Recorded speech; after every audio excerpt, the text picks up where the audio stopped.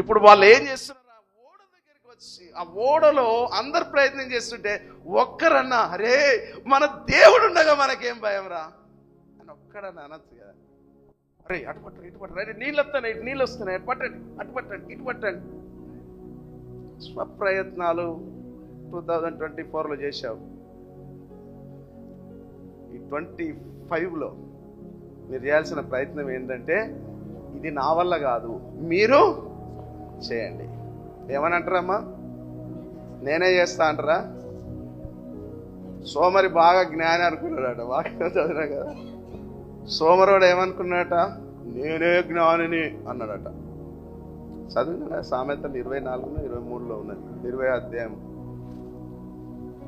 నేనే జ్ఞానిని కదా అనుకున్నాడట. ఇప్పుడు వీళ్ళు కూడా ఏం చేశారంటే జ్ఞానాన్ని ఉపయోగించారు తప్ప దేవుని శక్తిని ఉపయోగించలేదు.